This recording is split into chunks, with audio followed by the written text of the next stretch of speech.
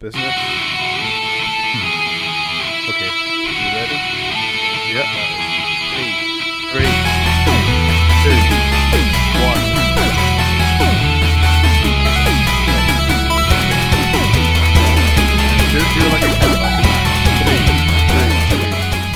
1. 1.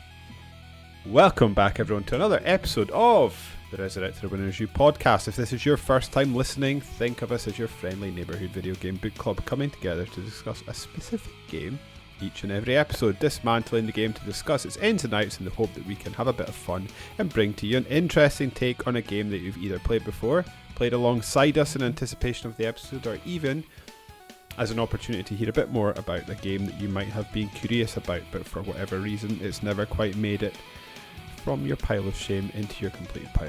My name is David, and with me this week is a bearded sensation whose presence will surprise nobody. Why? Because he's been on every episode everyone has used so far. It's Mr. Alex Aldridge. How you doing today?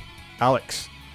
Ahoy hoy. You swinging bombs, ready to go, full of enthusiasm and excited for the next hour or in a bit? I think so. Yeah, I feel excited. I feel whelmed by the subject matter. Yeah, I think I'm probably in the same boat as you. It's going to be I've deliberately, well, you've gone for a severe cram sesh, so we never really had the opportunity anyway, but I was deliberately staying quiet on this game until we started recording this pod to see what your thoughts on this were going to be. What are you drinking? I see you've got a beer on the go.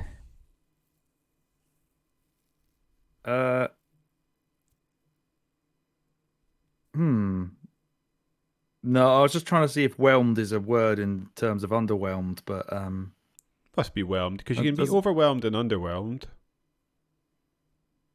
Yeah, it says a swimmer whelmed in a raging storm means to engulf, submerge, or bury.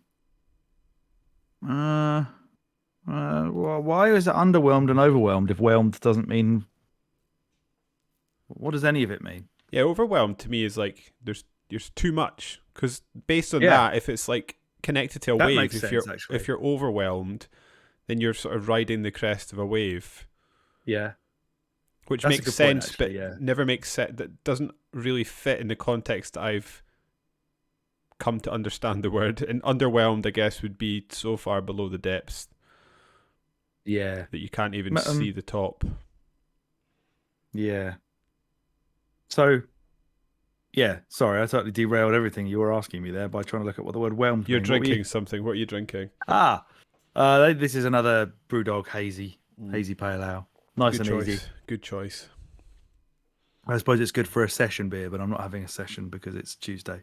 Are you what's their punk? Are you a punk fan? That's their sort of go-to.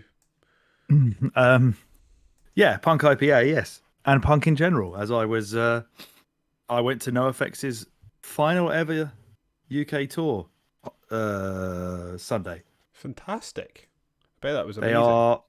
Big fan of NoFX, or at least I was. I didn't realise, otherwise I would have invited you. Yeah, they've been going for 40 years. So they're doing 40 shows in 40 cities, and they play 40 songs for each show. So they play for about 2 hours, although they did have a piss break. And they did have to restart If you've been going songs. that long, you do have to have a pee break in the middle. Yeah, Fat Mike is 56 years old, I found out. Wow. He still is a very bad live singer, and sometimes he doesn't even bother to just sing it. He just doesn't. And yeah, they had to restart 4 songs because they kept fucking them up, but they were keeping a running tally of whose fault it was, which was quite funny. Yeah, I've seen NoFX before. They're always really fun, but also kind of shit to watch live. Whereas Lagwagon, one of the supporting bands, were just not fun. They're just old and shit, and I felt really sorry for them. I thought you were going to go the other way. I thought there was going to be a happy ending to that. No, everybody was underwhelming until NoFX were whelming. Everybody else on the bill either had terrible sound or just weren't very good. We decided that we hate outdoor gigs because of... Oh, outdoor gigs suck, man. So bad. Especially when it's windy, which it was. And then the sound waves just go like... Yeah, I was going to say... you can never hear it. It's rare that I go to an outdoor gig / festival and the sound is any good. Yeah, just garbage. Yeah, it's really bad. NoFX sounded okay, but the rest of it was terrible. I paid 12 quid for a crappy little tub of noodles and chicken, and £7 for a Strongbow Dark Fruits. That sounds like a that sounds like a music gig. Did you what was I was going to ask you a question there, but I've totally forgotten. What's the crowd like at an OFX gig these days? Mostly older than me. Really? Okay, because there's like, is there a bunch of awkward looking emo kids going about, or is it all No, old? it's all old punks. Kind of into that, again, to be honest. Yeah, I did feel more as at home as I could in that scenario. Or however, what's the actual worst thing about an outdoor gig? The actual worst thing about it? Yeah.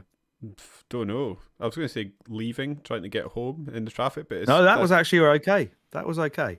It's with relation to what it allows people to do while they're outside. Pee. I probably would have preferred that. No. Because so many people were smoking and doing drugs. Okay. Gave me a headache, man. Yeah. Just no matter where you went, you couldn't get away from the amount of people smoking everywhere. Yeah, okay. Yeah, that would be really And bad. it was windy, so it's all going in my face. Just awful. That is hands down the best thing. One of the best things that's ever happened.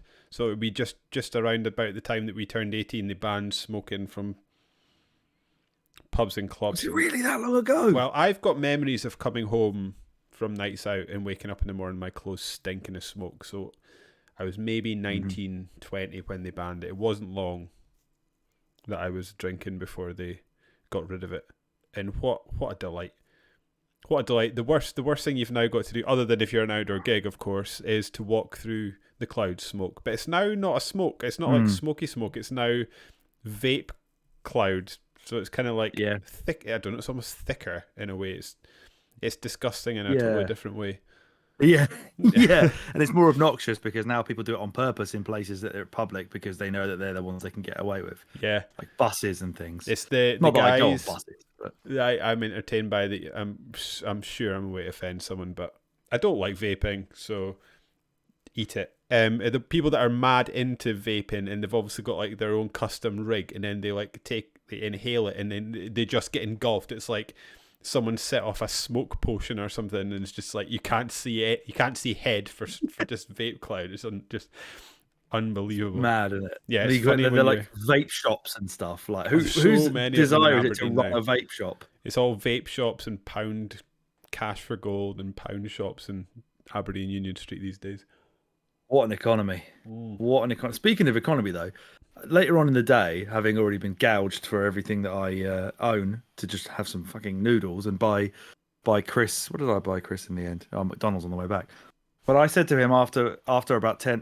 What time was it? Like 10 o'clock or something or other. I said I could really smash a bowl of cereal, and then he was like, oh, we should set up a cereal stand at all these festivals and charge like £12 for an undermilked bowl of Cocoa Pops or whatever. So that's potentially what our new business is going to be. Yeah, because I think that'd be quite cool. Yeah, especially for like an old, a long weekend festival where people are just waking up at 6 a.m. Mouth tastes like a car. Someone's tried to park a car in it. Bowl of cereal. Yeah, £10, please. Yeah. It will be so expensive as well. Yeah, I love cereal. There are very few things that have been invented by man that's better than cereal. You don't eat cereal? No, I think that this would possibly be the biggest sort of chasm in opinion that you and I have when it comes to cereal. So, it does appear that we have now, we've just sort of peered open the cracks of a burgeoning chasm of amongst my friends locally. I've got quite a hardline stance on cereal. I don't actually have as hardline a stance on cereal as I make out, but it winds them up. So every time I see them, I have a harder and harder stance on my cereal position. But yeah, I haven't had cereal in a long time. And if I was going to have cereal, it would be probably cereal that's incredibly boring. So like cornflakes. Cassie likes my cornflakes now. Cornflakes. She keeps trying to steal them. And what other cereals would I have eaten? Like, I'm more of a muesli man, I think, than a cereal. Does that count? I don't count it. So yeah, that's Right, that's when tweet I'd us, be- everybody listening. Does muesli count as a cereal? Yeah, I mean, Yeah, I suppose if granola in a bowl with milk on it counts as a cereal, then muesli probably does. yeah, I think if we're looking at the food wheel, it probably is a cereal. But we're not talking about this. We're talking about spirit of the rule. Yeah. And There's it just probably no. There's doesn't. very Like few cereals I don't porridge. love. Porridge would probably technically be a cereal as well, but we're not counting that either. It's this. This is you buy it in a box. Probably has Kellogg's on the side. Maybe Probably something has an else. animal on Yeah. the front of some kinds. It's nothing related to the food. Mm-hmm. Mm. What type of cereal do you go for? Are you like full chocolate man, sugar man? I'm a whim man. Whatever. Well, that and I'm a cheap man. So it's whims and offers from Tesco. I've never even heard of Wims. What is Wims? Oh no, as in like I do it on a whim. Whatever I feel like at the time. You pick out. I thought there was some mad cereal called Wim that I had just managed to avoid throughout my whole life. There probably is in some country in the world somewhere. If you were going to make Wim a cereal, if you're going to call your cereal Wim, it would be like really like those really shit, hard that go soft marshmallows you get in like Lucky Charms and stuff like that. Or just all that. Wims would be full of that, I think. Yeah, yeah. Yeah. I mean the whole spectrum. I'm there. I'm there for it. From your bran flakes to your Sultana bran to your Crunchy Nut cornflakes to your Weetabix minis with chocolate I could go chips. bran flakes with some raisins in it. Jordan's Country Crisps a good one. I really miss Golden Grahams. I really miss Golden Grahams. Cinnamon. That was a top-notch cereal. Are they not cinnamony? That was Cinnamon Grahams, which then turned into Curiously Cinnamon, which is a terrible name for a cereal. They should have called it Whimsically Cinnamon. But yeah, still a good cereal. What was the one? Golden Nuggets. I was just about to say Golden Nuggets. Yeah, yeah, they're a bit underwhelming, to be fair. Don't really like Wheatos all that much. Ricicles, they're good. That's a good cereal. Yeah, that's a strong one. Do you think? Oh, I just love any cereal. It's all good. Do you think the main character Jason in Shadow Complex, which is the game we're covering today, by the way, is a serial man? He's a serial murderer. He is. So I was reading, because I managed to get through this game and have absolutely no idea what happened in the story whatsoever. So I was reading. That's because it's dog shit. It's really bad. And I was reading the story, and him and Claire, his new girlfriend, were going hiking in the woods. When we first meet them both, they're getting out of a jeep. There's no hiking happening, and then instantly things go awry. So there's obviously a road. They never actually hiked. Right, no, they never hiked. And they drove. There's obviously like a clear track right up to this underground complex. How else are all the shadows gonna get in? Yeah, don't know what they are. They the shadows in the complex? Is that why it's called Shadow Complex? Yeah, I think we'll find out as we dig into this. So, but yeah, I mean it's obviously a very, very Xbox 360 ass Xbox 360 game, but the story is one of the worst. I mean, we were taking the piss out of Bloodstained. This is far worse than that. It's so rote and cliche. It's ridiculous. You're totally right, and I mean, we'll get into this probably in more depth later when it comes up in my notes. I'll hold that. I'm not dynamic enough to be able to pick things out of my notes at will here, Alex. Come on, but sorry. The story is connected to an IP which Epic. I'm assuming they still do, but at that time, Epic owned an IP, and then they hired a man called David. Is it David? Ding. He's called. Oh, I haven't. I that's why I couldn't find plot, because I hadn't bold and underlined it. It doesn't matter what he's called. Where's his name? It's in here. Well, that can be a stay tuned and you'll find it. But essentially, they hired a full-time author to write some books around the IP they own for this. And this game runs concurrently to the first of, I think, 2 novels that they wrote within the world of Shadow Complex. So there you go. This is the worst, a How? terrible story, How? yet it comes from apparently a source material that warrants novelization. So don't know what to say about that, really. The hiking soldier with daddy problems. Part 1 and part 2. So, with Serial completed, will we dive in Let's go. head first, like Scrooge McDuck into his money pile, except ours is a pile of various cereal types. Oh, I'd do that. With or without It'd be a lot milk. less We'd have painful to than have diving milk into in a load it. of coins. Yeah, I don't know how he does it. Imagine swimming in milk. I'm not What sure. would that feel like? Would it be tougher to swim in than water? Is it a harder substance? Full fat milk might be an experience. Yeah, get the bits of cream in your beard or whatever. Yeah. Anyway, Because I hope Christ, I've ruined this podcast. I hope. No, you've elevated its standing. Yeah, raise your cereal bowls, everybody. Let's get going. Let's go. So for those that don't know, Shadow Complex. Don't do that. I'm going to be doing that all night. Shadow Complex is a MAYtroidvania video game developed by a company called Chair Entertainment and published by Epic You could probably Games. take the Vania out of it. Yeah, you're true. And yeah, my notes will back that up too. It was released on the 19th of August 2009. I've written here that this is an odd game from several angles.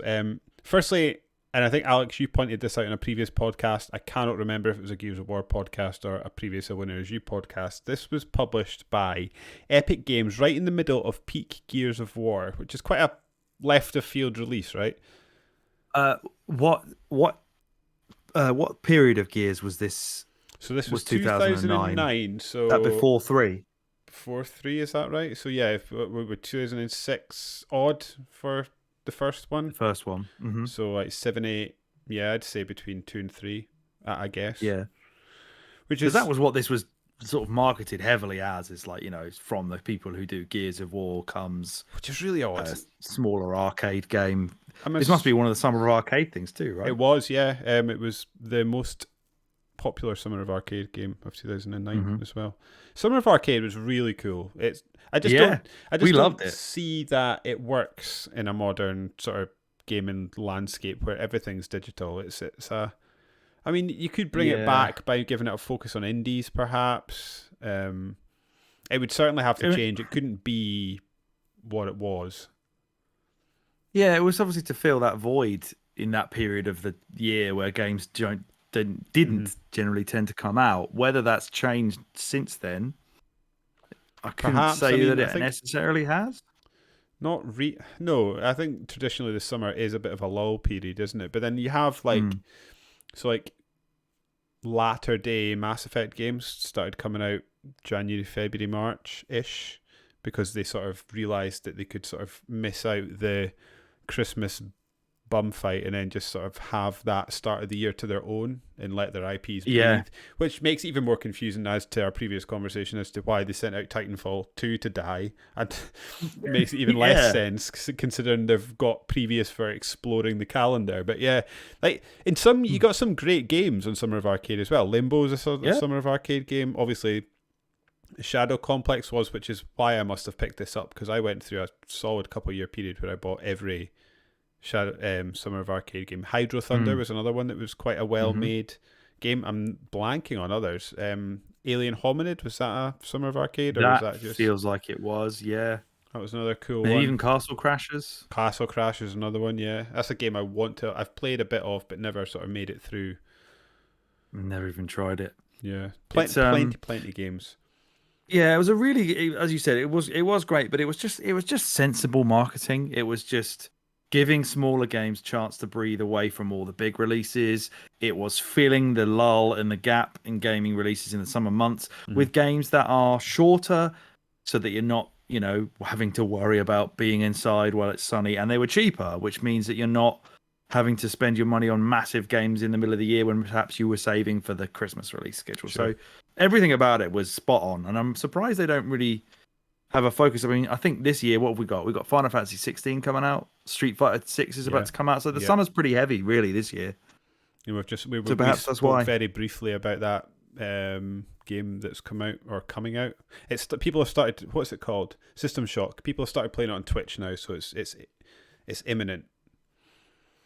Yeah, so it comes out tomorrow, 1st of June, as of recording on PC. Wednesday. That's the console weird. versions. That's an odd day. I guess the PC schedule just doesn't match what we're used to. Maybe it's just always been weird and we just don't know. Yeah, maybe, perhaps. I swear it said June the 1st. It could be because the American release dates tend to be a Tuesday, which would maybe it's today then. And then European was traditionally Friday because that's how delivery schedules worked in our respective countries back in the day. And also, surely everyone wants a video game for the weekend rather than a Tuesday night. Yes, when you've got the rest of the week. So work. That's so dumb. It also meant that we got the game late rather than early, which is annoying. That was annoying. Yes. Yeah. Europe always got gypped in that regard, didn't we? Forever, yeah. For time immemorial, we've always been the lowest thought of, except for when Rare released a game back in the day. I'm pretty sure we got one of their N64 games first. Can't remember which one it was. But there's one coming up for us, I think. This month. There is. This must have been developed on the Unreal Engine, which is a link we can sort of draw towards Gears of War. It runs pretty well. Looks like a Unreal Xbox 360 release, doesn't it? It's did you actually? Sorry, carry on. You're probably going to ask that similar question. You're saying it runs well. You played it basically the 360 version. Yeah, I emulated on your Xbox, and that ran okay, did it? Absolutely fine. Yeah, it looked. The sound was really odd. Like when you played with headphones. Yeah, when Jason and Claire spoke, it sounded like they were almost like slightly tinny, like they were talking through like someone trying to imitate a walkie-talkie is the only way I can think to describe it. It was really, really odd, but in terms of like actual gameplay, it was absolutely fine. How did the remaster I found it really weird that I think the remaster for the most part plays really, really well. It looks 60 nice. FPS, obviously, upscaled to whatever it is now, 1080p. I don't think it's in 4K. I did have problems with the sound as well, in that it felt as if like the sound would pan from left to right, depending on where you were aiming. It's really weird. So if you like shot to the left, it seemed to just come out the left one more. It's really weird. Yeah, that is. But even if he's on the left side of the screen, I didn't really want to hear it there because to me, it should all just be central. Well, like if I was I'm to shoot seeing him a gun, in one bit. If I was to shoot a gun here, I think both ears would hear it. Yeah, very weird. But I mean, I think some of the facial animations didn't hold up very well. But that's nothing to do with the remaster. That's not a complaint against that. The only problem I had obviously was the fucking state of it on the Epic Game Store. Yeah, you had a nightmare with it, to the point that I thought it was maybe curtains for this podcast. Yeah, no. I mean, like I said, I already have it on 360. I was just wanting to play the more updated version, the better version. And I can't remember what happened. Oh, the PC version just kept opening at a weird resolution, and even after I changed the default in the config file, it still did it after a couple of sessions. And also then, the controller support for it. Every time I crouched, he also dropped a grenade. So I couldn't crouch or go in any events without him blowing himself up. So this is literally unplayable. But luckily, I went on ENBA or something, ENEBA. Got myself an Argentinian Xbox Series X code for £3.85. Used a VPN to redeem it on my account in Argentina. No, what you mean is you got a flight to Argentina where your auntie lives, plugged in your Xbox. Yes, Phil Spencer. Yes, that's what I did. If Nord would like to sponsor us, we're up for it. Yeah, because I didn't use that. So if you want me to use that Nord, you're going to have to pay me to do it because I'm not paying. The odd sort of way this game, to me, in my mind at least, came together continues with it was developed by, as I've mentioned before, Chair Entertainment, who I think, I had a look through their development history. I think it's fair to say, and maybe kind to say, they've had an eclectic development history. So their first game... Have they now? Because I don't remember anything they did, and I remember laughing when I kept seeing Chair every time I loaded it up, as in like... Well, you'll have definitely heard of some of these games, and I think by the time we go through a couple of these games, which won't take long, you'll be rather confused as to how this game, one, came out, was developed by these guys, and came out in a functional state, because it's really odd. But yeah, the first game... Are they still going? Yeah, apparently. Okay. Apparently. Their first game was in 2007. They released Undertow, which seemed pretty reasonably received. Then Shadow Complex came out in 2009, and then between the years of 2010 and 2013, they went off to mobile to do the Infinity Blade series. And, right, okay. And then were they owned by Epic then? They seem to be an Epic subsidiary. Yeah, I don't know if they still are or aren't. And then the last game they released was back in 2018, which was Battle Breakers. And I think I've heard of that. I should have Googled this before. But Battle Breakers is...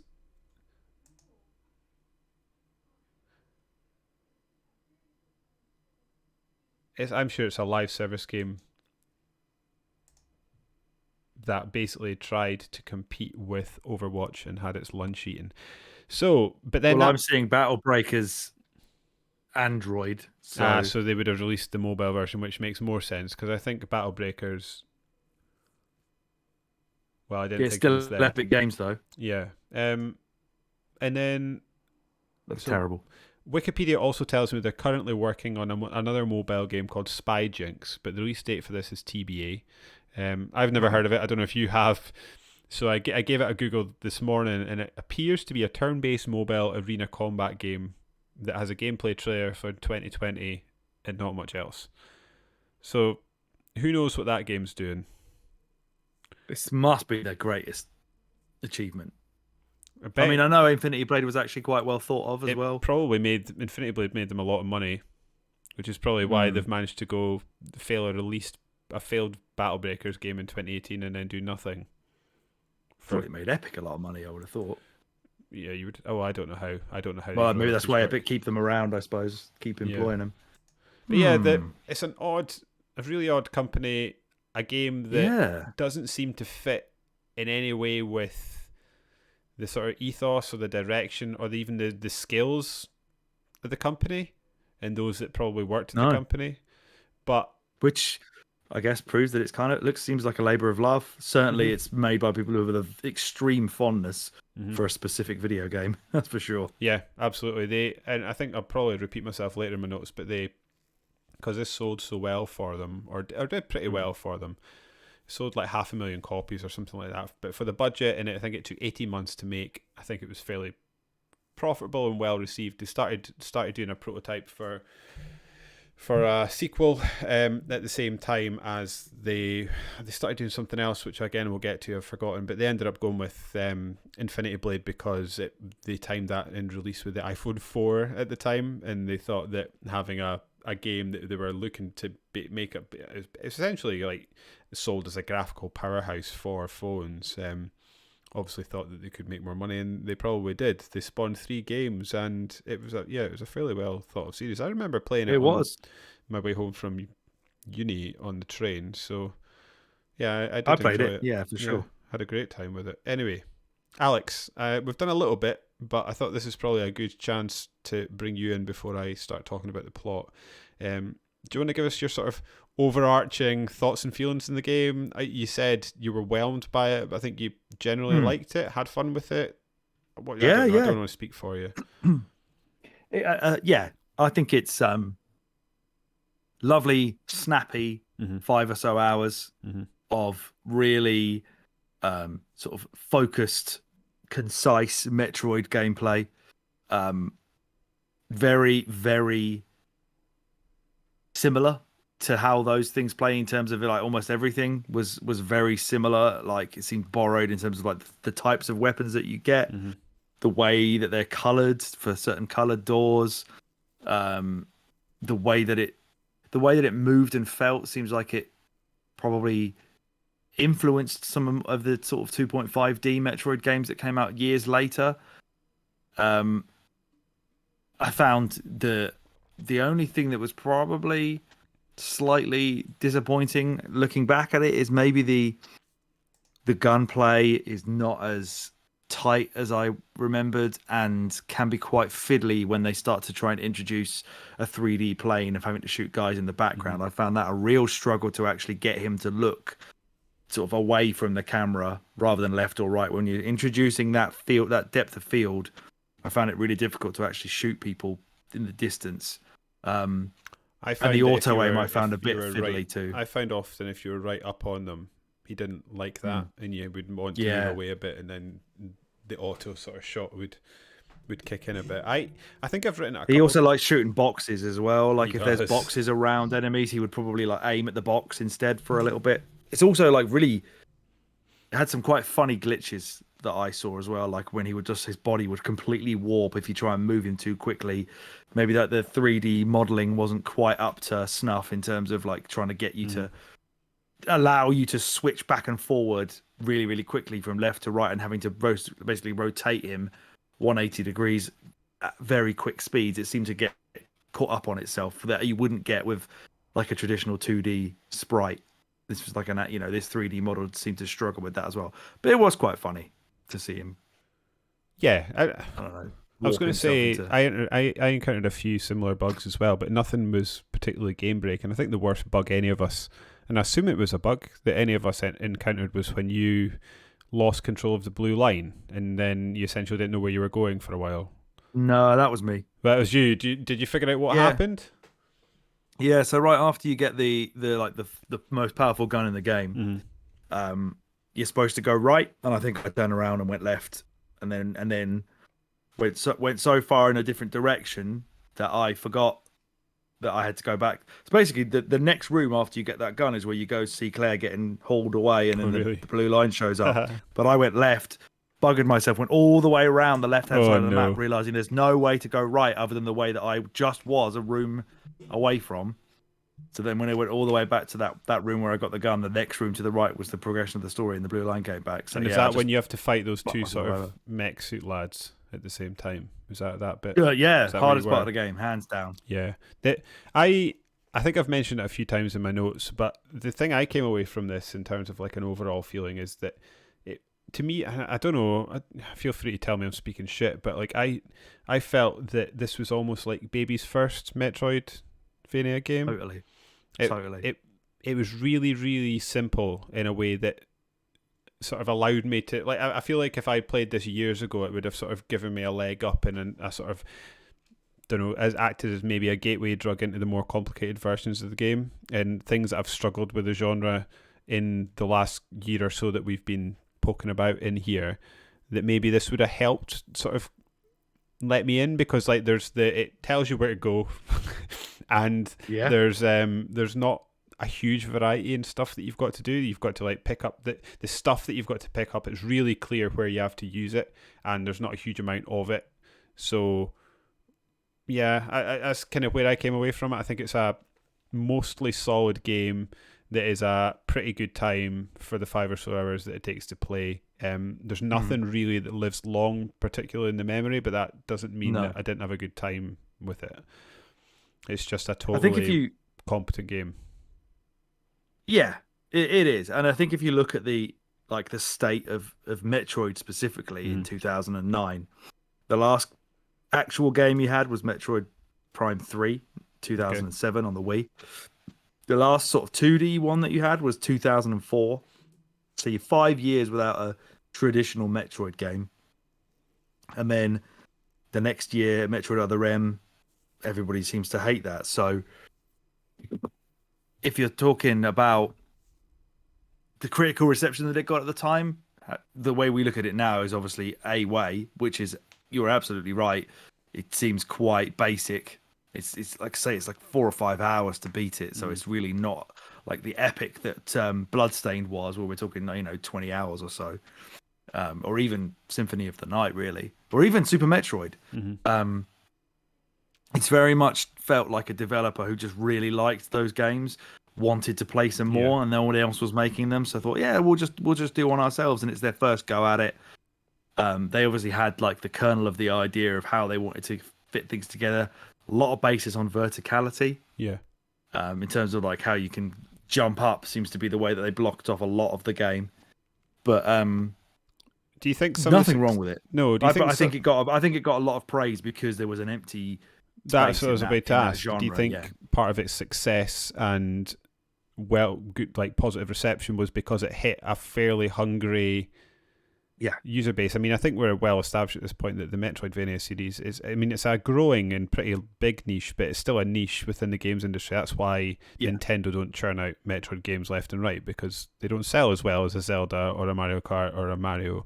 And this game was built on a fairly shoestring budget by the sounds of it, on a short lead time, and it came out at a time where the fans of this genre were underserved and allowed them to make a game that was commercially successful and sort of fed that niche, I guess, which I wonder, I mean, in hindsight, if that's part of the reason that it's so well received. yeah, because it won awards and everything. It But did. yeah, I mean, Metroid: Samus Returns for the 3DS didn't come out till 2017, so even Nintendo didn't make another proper Metroid for 8 years after this came out. So Yeah, that did feel like, outside of Igarashi that we spoke about on the last episode, that this was like the start of this boom or mini boom that Metroidvania games have had, especially in the indie space. It seemed to be like the real go-to genre that people were picking for a lot of like the latter PS4 era or mid to late PS4 era.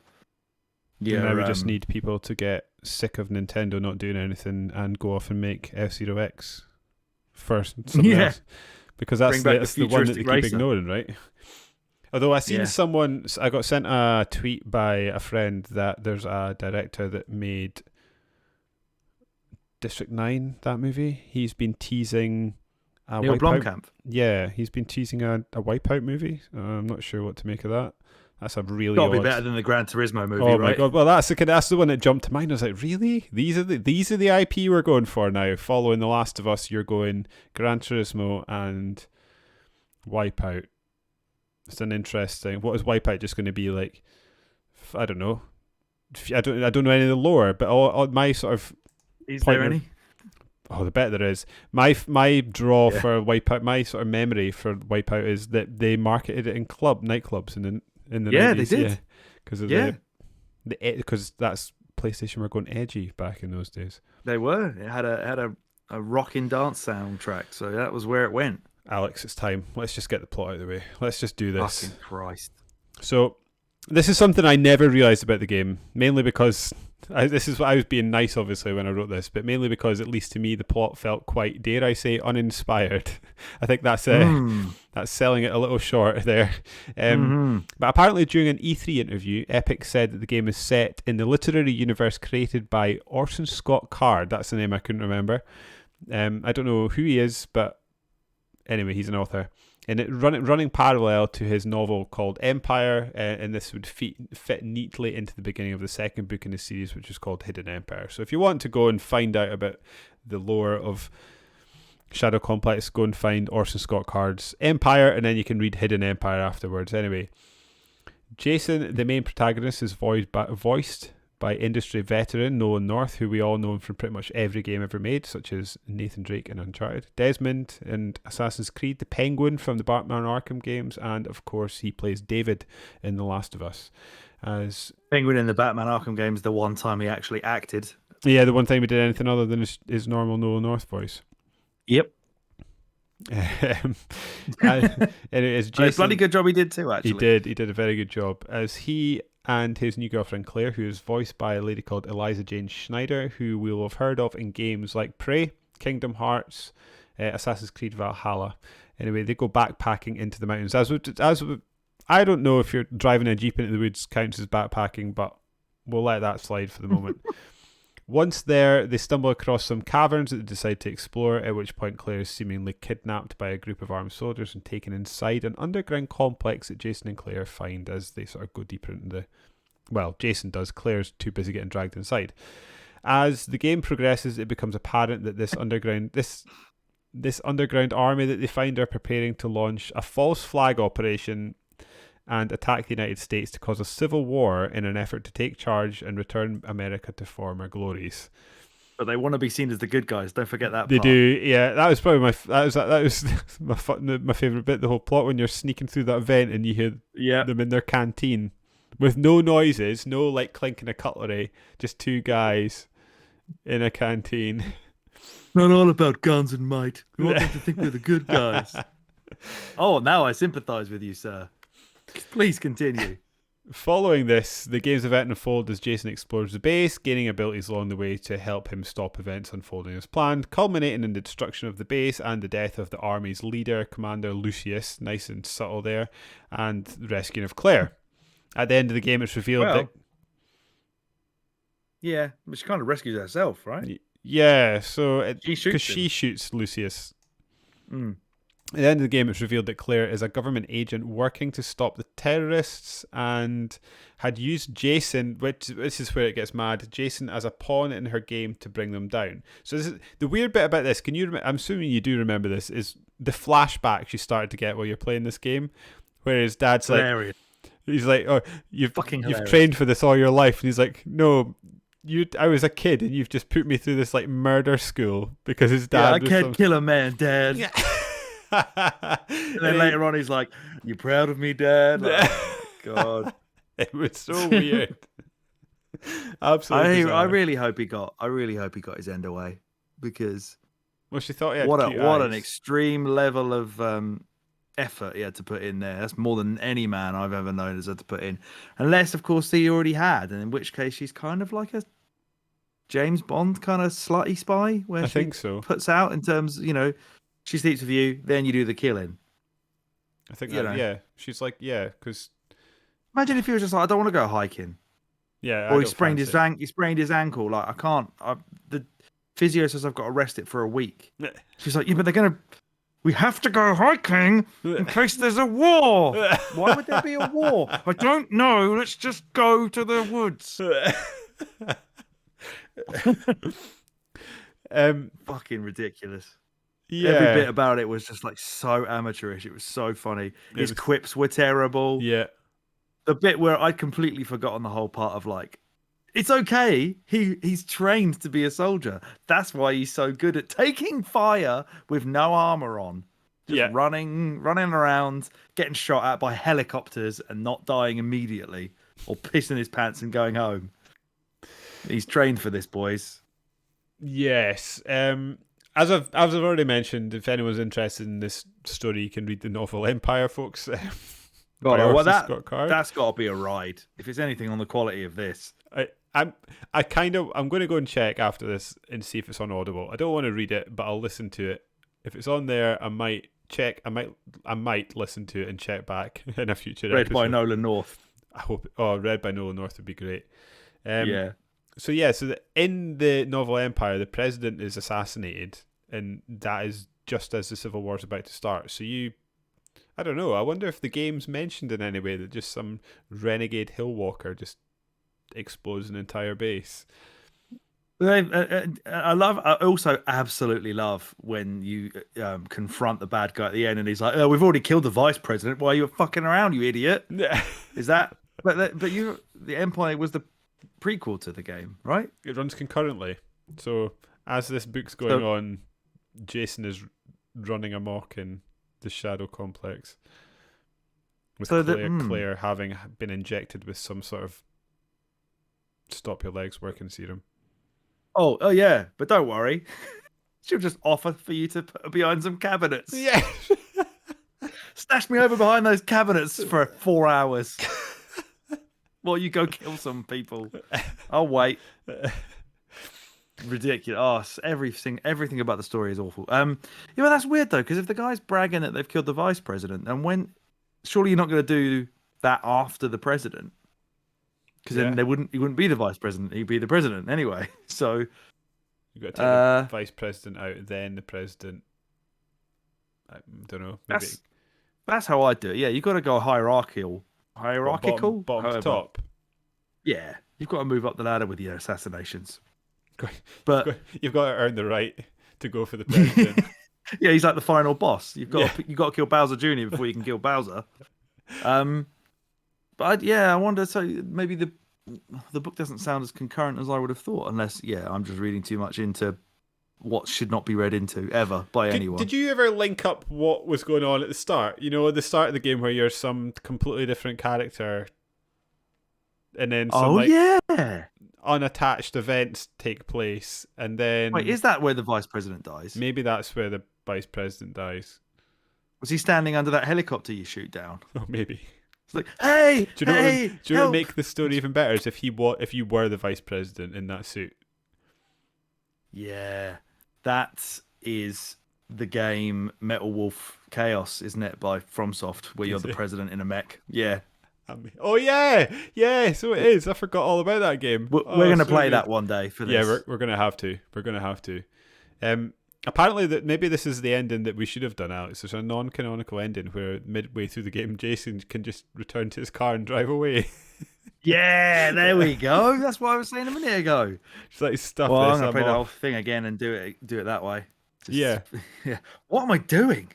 She wasn't even that hot. I'm getting the fuck out It's of not here. worth it. It's not worth it. Yeah.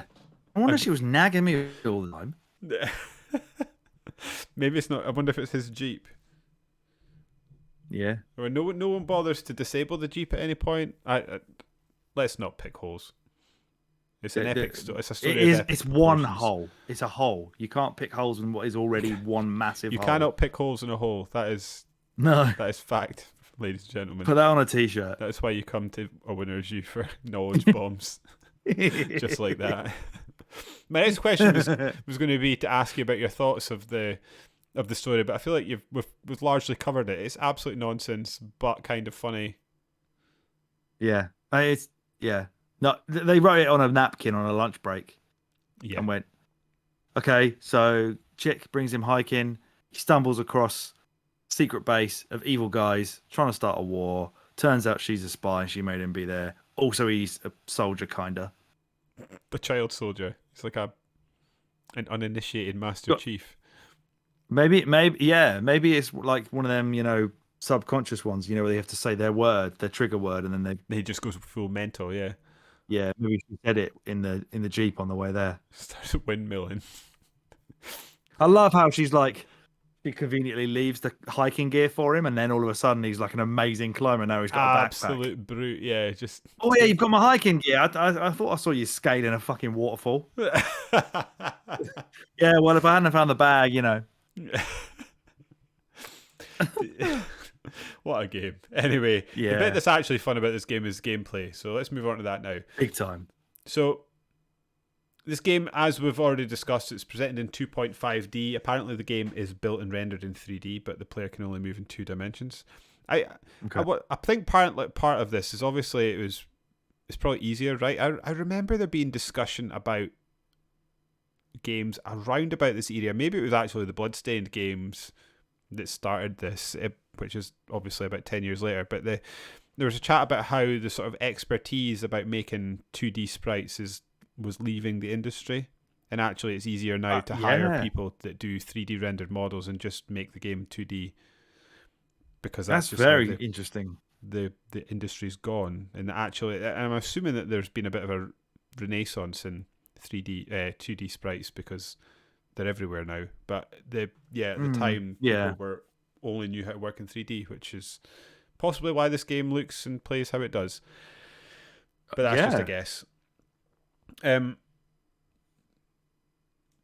So like I also was saying that I suppose this allows for the depth of field that they use in the game, which again we've touched on the enemies in the background, so you can shoot them and they also shoot about you. You can also see enemies coming outdoors in the background, and it doesn't actually really change any. The only time it actually affects gameplay is when you've got to maybe jump on a turret gun, for example. Which of course you have. Hence my saying it was an Xbox 360 as Xbox 360 game. Absolutely.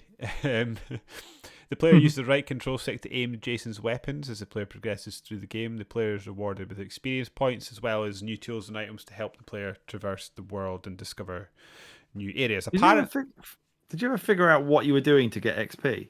Because I felt like I kept leveling up when I just basically climbed a wall. Yeah, I'd be like walking in a straight line and be like, level up. Don't know. Yeah, what? I'll take it though. Apparently when the player starts... Although, for what? Stamina goes up. What do you mean stamina? Yeah, so I was digging into this. He's not getting tired. No, he's not. When the player... Accuracy... What? It's an auto-aim. What do you mean the accuracy one's a funny one, because I never felt him get more accurate as the game went on. But apparently, if you were to think after playing this right, I want nothing more than to restart Shadow Complex from the beginning. you would lose all the items that you had collected through the game, but you would keep your experience and level. So it must do something, but what it does, I never figured that out quite. Yeah, I saw. I was watching a speed run or two of it today, and they do it in like New Game Plus because there's something weird about the file system if you start a new Oh, save, and really? the guy was like level 192 or something. Bloody hell. You could beat the game in like 5 minutes. Did you... Can you? Yeah. I I guess... can't remember how they managed to do it, but they basically got foam before they even got the pistol. And then if you have like the foam without a gun, it fires the foam like sort of behind him. And so they get to this bit, I can't remember whereabouts it is, but they basically just fire enough bits of foam that's literally behind him, not like to the left or right, as in 3D behind him, that it then they pile so many of them in a row that it pushes him towards the camera, and then you can like jump out of bounds because you're like off the plane. Amazing. I'm gonna have to go look Stands this on up. it. You just system break, sequence break it. That's the word. And then you do it, and you get right up to the final bit in that the room that starts to blow up, and you just leg it out, shoot the nukes, and the game's over. You basically do nothing in the game. I ran the wrong way It's mad. when that room blew up because there was a bit in the corner of the map that I hadn't uncovered, so I was like, I need to get that, and then I died, so My desire to explore all the bits of that room did the exact same to me as well. I thought, well, I wonder what's happening over on the left first of all.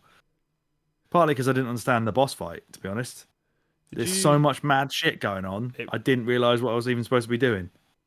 No, I had to actually look up what I was meant to be doing because I didn't absorb what it wanted me to do. And then when I figured out what I had to do and then realised that I could just sort of crouch on a platform and nobody could get to me, I just like activated the missile, crouched and hid until it had set itself up, jumped out, fired it, and then ran off, did the next one, rinse, repeat. The AI is not intelligent in this game. No. It is not. Did you mess about with the Proving Grounds at all? Apparently the Proving Grounds is like, it came out as DLC later on, but it was in my game, and I wouldn't have bought it, so I don't know how I've got it. It basically, in addition to the main campaign, the game also has challenge levels that they named the Proving Grounds, for which for the most part require the player to make it from the start of like an area to the end, and then it'll be like parts of the level, and they'll only give you certain tools and resources to get there, and you've got to try and get out without getting yourself killed. Oh, that sounds quite fun, actually. It does sound quite fun, but yeah, I never went near that. I assumed it was a tutorial, so I didn't bother. I think we've covered this again, but maybe just in case there's something else that you want to discuss. You generally enjoyed the gameplay. It was totally fine. Yeah, I enjoyed the way that it evoked memories of things like Metroid, where you are finding weapon upgrades and movement upgrades. Once you get the super fast running thing, that opened up some pretty wacky shit, like running on the ceilings and stuff. Yeah. How do you think the way the game unfolds compares to like the more established Vania games? It's obviously not as good, right? Like Bloodstain's clearly a superior game. Yeah. It's just a product of its development. I think, as you suggested earlier, it's on a shoestring budget, short lead time, small team. It's therefore really, really quick to move you from part to part and area to area, and it gives you which you can turn off. It gives you an objective marker. So it really just felt like it just wants you to kind of smash through it as quickly as possible and be this like bite-sized Metroidvania to kind of kickstart a bit of a movement or something into more people making games like that, which it obviously did. Yeah. Epic never really capitalized on that. I don't really think they've ever done anything with it since. No, absolutely not. But yeah, you could tell the developing team took the source material or took their influences like to heart, and they really did care about making a really solid version of one of these games. So I don't have a problem with it being short. I think short. Like I say, the only problem I had was with some of the. Yeah.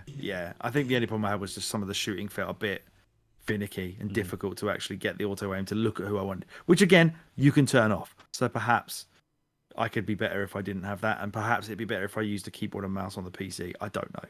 I was constantly grenading and missiling myself.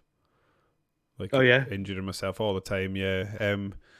Some of the foam platforming was a pain in the ass, but I was trying to think of like what my favourite thing is, but they're kind of all like, a missile is the missile, really, the grenades are the grenades.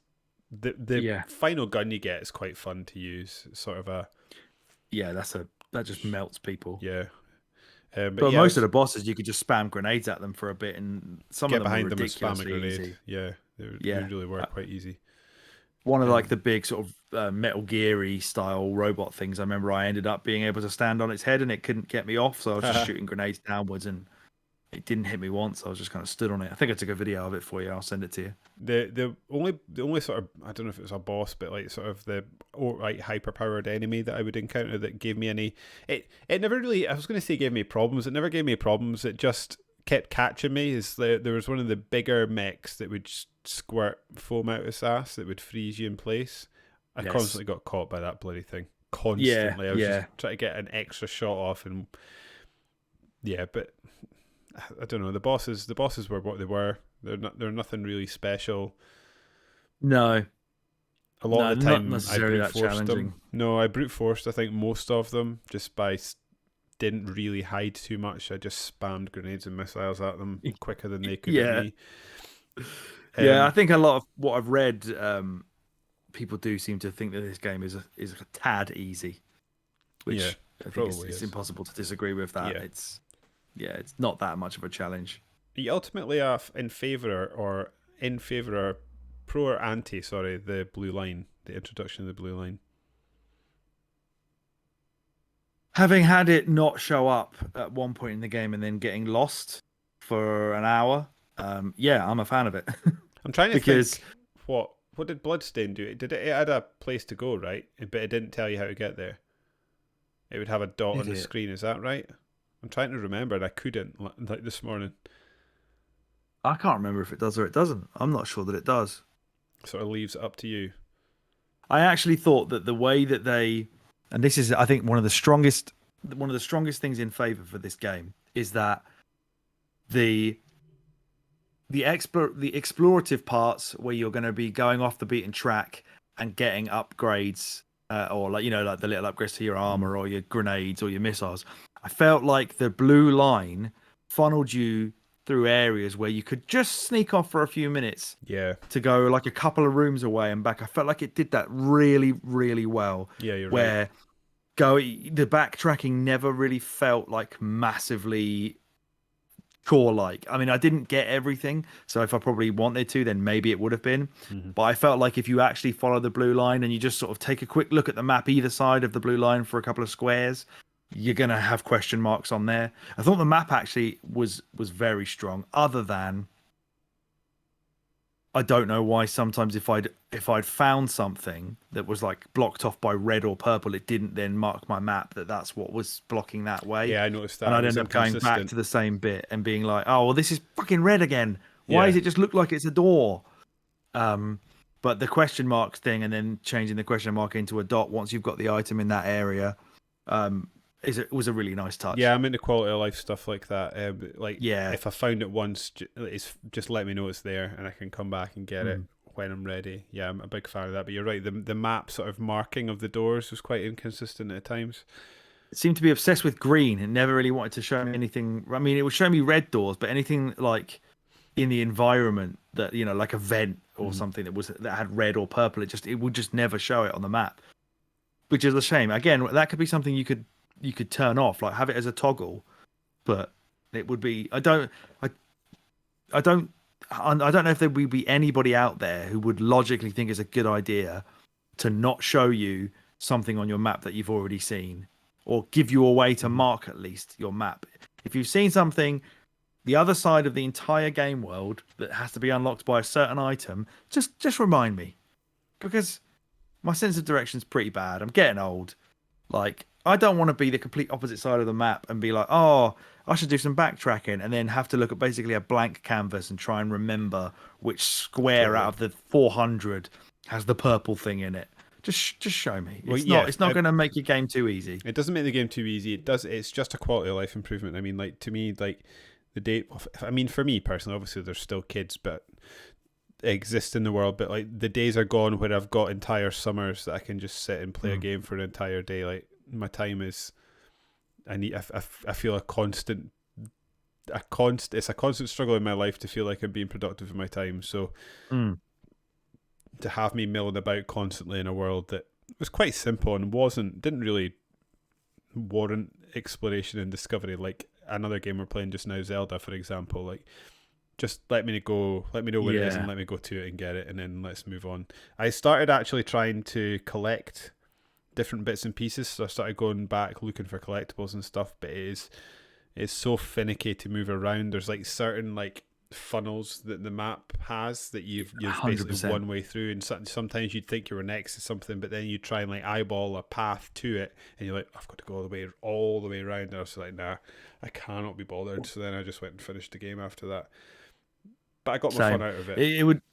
It would do like the question mark in a square, and you'd be in that square for absolutely ages, like looking everywhere. And then you would, as you say, you'd realize that you had to be coming at it from the completely opposite direction of that square, because it technically wasn't in anywhere that you were. It was above it, but it still counted it as the same square. Yeah.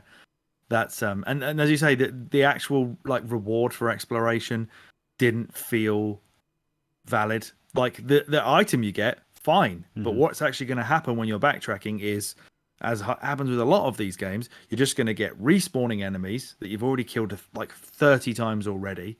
You're not going to see anything new. A lot of the time, you're going to be crawling through fucking vents very slowly. It's not like you say, as you say, Zelda, something different might happen if you go over there. If you just get lost and go that way, something's going to happen. Whereas this, you're just specifically going to see the same thing happen that you've seen like 10 times already. And you're just going to be like, oh, yeah, I remember I've got to kill all these guys if I want to go through this room that I'm trying to quickly get through. And if I've actually gone the wrong way, I'll have to go back through the room again and kill them again. Yeah. So, yeah, it could have used a bit more quality of life the way that I would say Bloodstained probably has, where it allows you to A, mark your map, and B, would show you things like the things for the killing enemies quest. Little green scroll on the bit of the map that it's in. That's what you need. There's also fast travel points to the different areas of the map, which that would have been nice, because they had color coded the map, but why I don't know. Yeah, so it would be nice even if there was like one fast travel point in each color coded section. That would just make things a little bit more smooth. Yeah, because even the old Metroid games have that. So yeah, you're absolutely right. What a shit game. 2 out of 10. I think that's kind of it. So the development of this game, I think, is going to be quite interesting. So the creative director of Chair is a man called Donald Mustard, which is a fantastic name, by the way. That is outstanding. Perhaps unsurprisingly, during several interviews, he was quite readily and eager to tell people that the gameplay of Super Metroid was a massive sort of, I know, shock, right? It was a huge sort of, what's the word? Why am I blanking on this? It was influence on the game. Donald Mustard. He thinks Super Metroid is a game that he considers to be the pinnacle of 2D game design. So I've put in a question here, Alex. This is a question I'm just going to drop on you. What would you give that award to as the pinnacle of 2D game? And just because of the game that we're talking about, let's keep it to Metroidvanias, because we don't want to start talking about Super Mario World, because that's the obvious answer, right? For me, Symphony of the Night. I think it's Symphony of the Night's one, but I think there probably is a bunch of people that would say Super Metroid, right? The Super Metroid, definitely. And this is one because I my introduction to Metroidvanias is basically comes through you. Like, you know how there's like people that are fantasy people or sci-fi people. Are there people that are like Metroid people or Castlevania people, or do everyone just like them all? I wonder. Yeah, there must be some. It'd be weird to see if there's like some sort of like secret underground rivalry. I bet between there those is. two games. Because if you were to ask me, like I like both games or both IPs, but I think I'm definitely more fond of the Castlevania games than I am the Metroid games. You think? I mean, do you think like one of the two head honchos of these two series? Is it Sakamoto, the Metroid guy, and Igarashi? Maybe do we think one of them is like absolutely fuming that they've got to share a fucking genre title with their heated rival. I know. Like, why can't it just be called Castlevania games? Why is it got to be called Metroid? Maybe that's why search action is a thing. They just like Yeah, maybe. agree to disagree. Bygones be bygones. We'll call it something different, shall we? Let's call it search action, and then everyone just continues to ignore them and call them Metroidvanias. Yep. Have you played the Castlevania games that go off in a totally wild direction? There was the ones on, was it the Xbox 360 era that were like third person? Lords of Shadow? Yeah. Lords of Shadow 1 is fucking wicked. Is it anything like a Castlevania game, or is it just a third person Devil May Cry? It's very like God of War. Oh, is it? But there are elements of it. Yeah.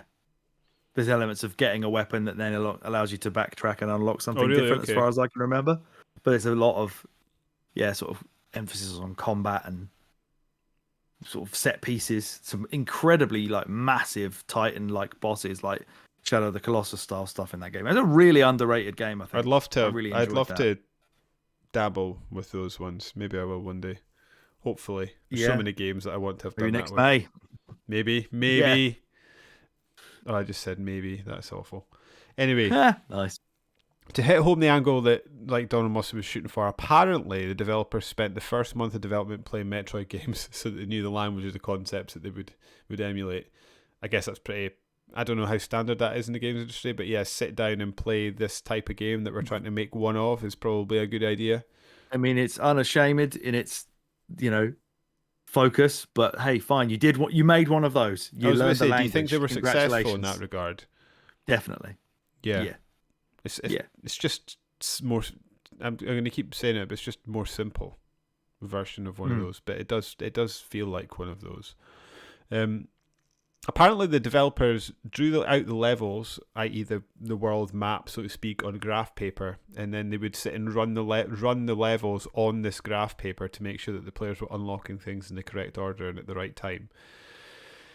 There is a real skill to that, and that is why we've been a little bit sort of facetious tonight, but there is a real skill to making like a coherent, understandable Metroidvania game that, as I said earlier, like aids in your progression and your exploration by just funneling you perfectly through. Like, I know the most recent Metroid Dread that actually does a lot of like sort of artificial blocking of certain areas, so it'll make something like explode and then debris will block you off from going back a certain way because it wants you to push forwards and not backtrack because it's going to waste your time.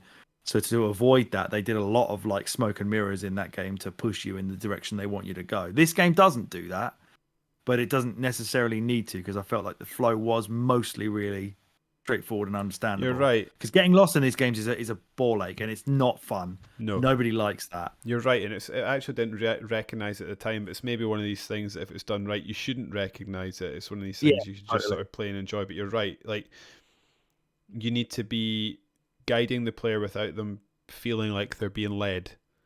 Because as soon as they're aware that they're being led, then the game loses some of the mystique and the sort of it loses some of the magic that these games bring with them. I mean, at their heart, right, these games are people that are like exploring things, right? And you want to feel like you're discovering the secrets and uncovering the things on your own, and they make you feel smart and they make you feel like you're uncovering this world organically when actually you're being funneled in a specific direction.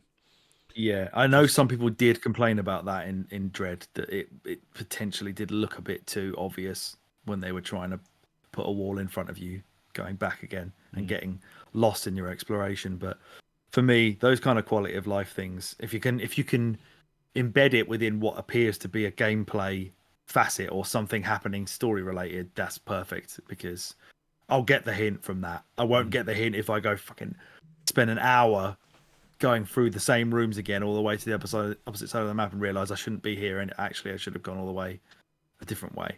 That's the worst feeling in these games, and if they can help me avoid that, perfect. Yeah, absolutely. You've done a good game. You have done it well. About 6 months into development, apparently Donald Mustard says that they had to make what he describes as their first big change to designing the game by reducing the jump height. The team wanted the unlockable power-ups to be able to be used anywhere at any time, which meant that a substantial rework of the layout of the maps had to be done. Mustard says that this was painful but necessary step to make the game more enjoyable. Still, by the time the game was finished, Mustard reckons that about 85% of the original map made it into the final game in some shape, form, or other, which I think is testament to, well, partly the short development cycle, but also what you were just saying, in that there's a real skill to map design, and they'd clearly nailed their design before they actually started work in earnest making the game right? Yeah. In the speedruns I was watching, there is a way to do like some kind of a double jump before you get the jetpack. And if you're quick enough, you can effectively do an extra half of his height for a regular jump. Really? And that's a big way people speedrun this game in like 15-20 minutes without glitches. I'm going to go they and can find jump a over speedrun. stuff. I'll send it to you. Okay, it's only 15 minutes, so yeah, I'll watch it in bed. Apparently one thing that Mustard wanted to avoid, however, is he felt that when it comes to Metroid games, players would walk around bombing every inch of the map to look for secrets. He wanted to avoid this and felt that it wasn't fun.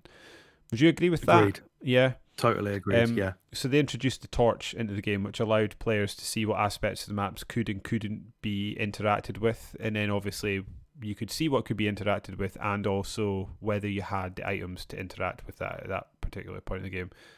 That is a mechanic that we haven't mentioned yet, but that is very, very useful, and Nintendo have copied that since then with scanning and things. You can do a lot of scanning in the more recent 2D Metroidvanias where it will just reveal blocks that can be broken and what you need to break it. So, top 5 torches in video games, does it make the list?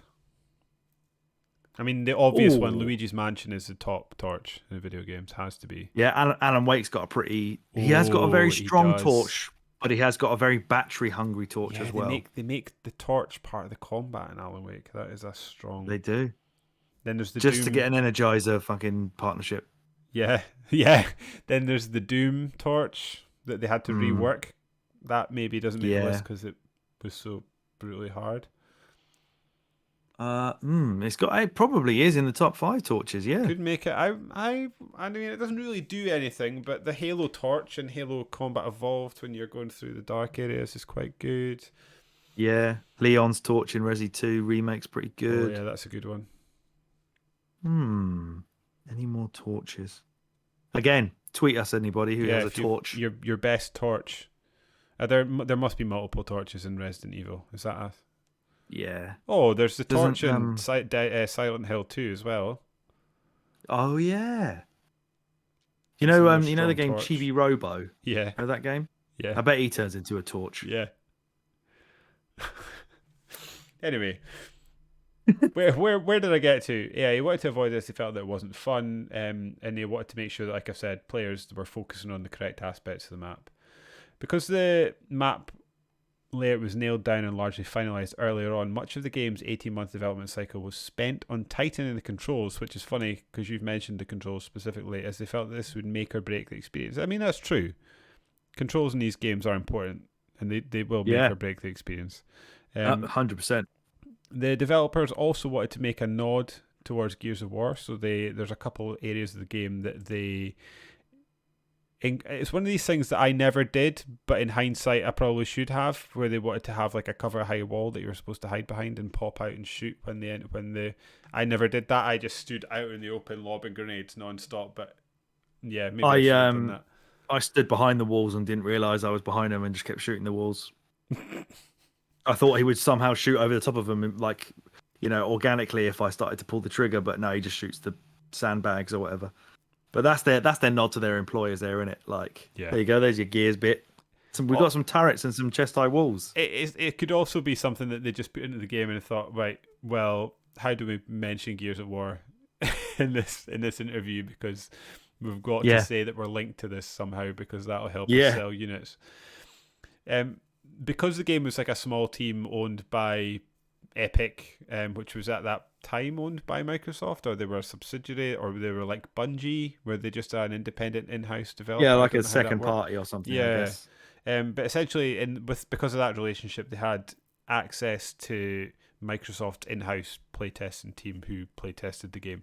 It was during this playtesting period, apparently, that it was decided to add the blue line mark to the game to help guide the player.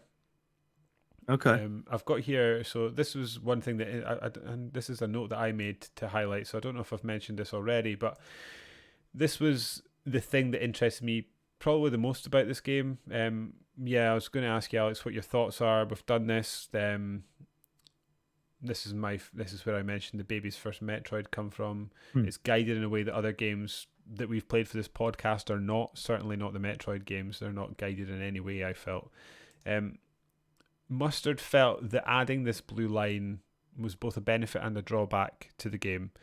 The introduction of the blue line, on one hand, would offer help to players who become stuck, but on the other hand, he worried that players would become over-reliant and be less likely to explore the map.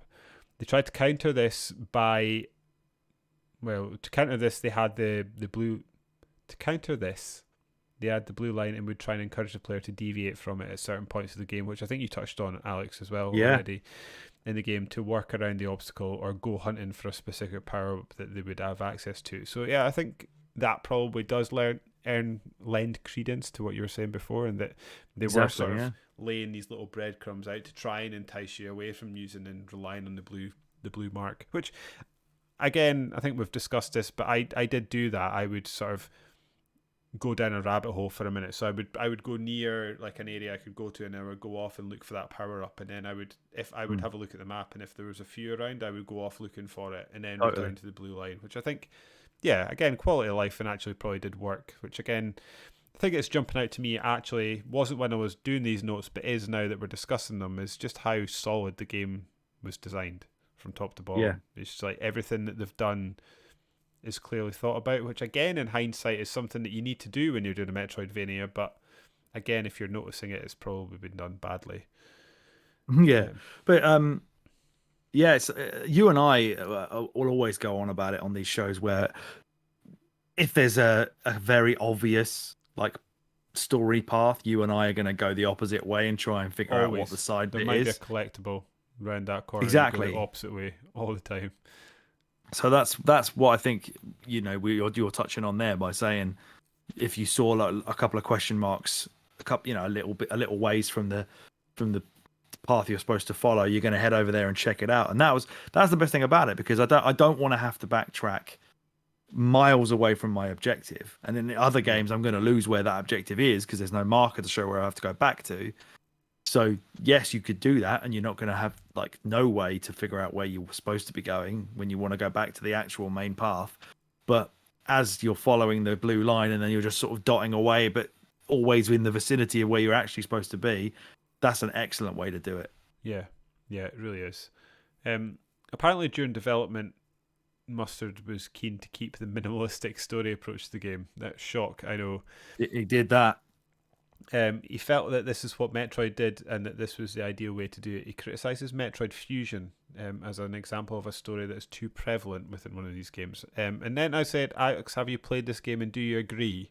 Because I haven't, and I know nothing about Metroid Fusion. I think, I haven't finished Metroid Fusion, maybe because of that. I do think that does kind of interrupt the gameplay a little bit too much to do like voiceover and text reading stuff that nobody really wants. Mm-hmm. And he absolutely like clearly forced that upon this game, where every cutscene is like 5 to 10 seconds. If that, usually some guy will say like, "What are you doing in here? Take the suit off." And he'll go, "No," and then shoot him. I did find it funny. I felt like I was getting asked by various soldiers that I was about to kill to take off the suit so many times. Yeah. I think the only difference, or the key difference, is that Metroid, where it eschews like traditional narrative delivery methods, it absolutely soaks itself in atmosphere. It does, yeah. Whereas this game does not. No. If anything, this game is too covered with cheese and Yes, really basic, like expositional bullshit, where he just, every gun he picks up as well, he would know exactly what the gun was. He'd be like, "Oh yeah, fucking AR-301, sweet," and that's it. That's all he would say every time. So yeah, and you'd go past, as we said earlier, you'd go past people like talking in rooms, and they would be saying the most basic like expositional bollocks, like as if they wouldn't know that they're going to attack New York tomorrow or whatever, or San Francisco. It's like, yeah, that kind of stuff is just, there's no subtlety to it. It's just like really slap you in the face, obvious. And yeah, That was not the way to go. I'd rather have had no story because it was just terrible, insulting almost. Yeah, you're spot on. Alex, do you want to have a stab at guessing the Metacritic score of this game? Well, it won awards, so It did. I assume it's high. Are we talking the original? Have you seen? Is there a difference between this and the remastered? I assume the remastered has lower. I would assume the remastered is lower. I don't know what that is. I'm going to guess it at 88. You've nailed it. 88. It has. No way. What an absolute boss. Yeah. Wow. As you can tell from the Metacritic score, the game received largely positive reviews. It received multiple Game of the Year awards and E3 Editor's Choice awards. The IGN gave the game 9.4 out of 10. Bloody Giant hell. Bomb gave it 5 stars, and Game Pro gave it 4.5 out of 5. The team considered, as I think we touched on this before, the team considered a sequel and began early work on this, as well as a tower defense mobile game. But ultimately they decided to begin work on Infinity Blade to be released, as we said, alongside the iPhone 4, which became a massive hit for the developer and has probably funded them ever since, let's be honest. A bit of a bolt from the blue, this game, right? Like, it doesn't, there's nothing before or after it from this developer or publisher really to suggest that this was going to be anything other than a complete failure, but somehow it's come out being a pretty good game. Yeah, although I think if you look at the Metacritic score for like the remaster, it has a 74. Okay, do you know why? So it does seem as if potentially, like the way we've discussed it so far today, that at the time it was quite a refreshing sort of revival of a genre that was a bit dormant at that point, certainly from the sci-fi side of it. Whereas after looking back at it and how that genre has come on in the whatever it was, 14 years since then, not quite as pristine as it was. But I think some people are saying like that it's a bit rough around the edges and it's a bit of a letdown in terms of the quality of the port. Right, okay. Yeah. Yeah, that's a hard thing to look back on with retrospect, isn't it? Because the other thing that jumps out at me, because it's right, and I was going to say, does this sort of Metroidvania renaissance that we've had happen without this game? It probably does, to be honest, because it sort of appears in the middle of a dry spell and then it continues to be dry for a while, and then this revival happens. So this is just this sort of its own standalone thing during a bit of a drought for the genre. So it probably does. It probably does happen without this game. But then the other thing that jumped at me when you were talking about that, it being a bit rough around the edges and stuff, and like the thing that jumps to mind with me is remember the combat in Batman Arkham Asylum. Everybody was raving about that at the time, thinking how fresh it is and stuff like that. I heard people complaining about that same combat mechanic after the Sony showcase this week just gone past, because that's largely how the Spider-Man combat still takes place like 20 years later odd. And yeah, things just get old and games move on. You've got to look at these games through the lens in which they came. Does that make sense? Like you can't judge them on a 2023 standard when it's come out in 2009. Like the industry has clearly moved forward since then. And I guess I'm trying to I mean, that's both true and it isn't it? I'm talking myself through both ways. We're talking about an entertainment medium and we're talking about games being worth your time. So if you're going to play the game in 2023, it being creaky at the edges does count, doesn't it? But if you're talking about it from an artistic, where it came from standpoint, I think it has to be also looked at through its, I don't know, maybe both. You know what I'm trying to say? I think if you're going to pick it up in circles. Yeah, I think if you're going to pick it up, then you want the remastered version, because that will have the updated graphics and it will run smoother. I did see some people just complaining that it was running quite badly on Xbox One, but it probably runs fine. It probably runs better now that it's on Series X. I don't know if they've done anything to it or not, but I imagine it has better performance on there. Yeah. I think the biggest problem they had with it was it just didn't really add anything to the remaster. It was just quite a bare bones. Here's some graphics updates. There you go, and the DLC's in it. So, yeah, I think perhaps the shine had worn off because the genre had moved on by that point when it came out as a remaster. It probably jumped back in 2014 to be in amongst what it potentially started in Yeah, and that it just sort of mini revival of it, and it had been outdone by then by quite a few games. which happens though. I mean, Yeah, that's the nature of video games, right? yeah, Like shooters. It's maybe not even a good example because I think that's an industry that's been quite stagnant for a while. But like classic shooters like Medal of Honor that we've covered in this podcast, I don't think Call of Duty exists without Medal of Honor, and Medal of Honor was amazing in its time, but to play today is at times an awful experience, especially with yeah, the spawning enemies and stuff. Yeah, I think it just depends what you're coming to the game for.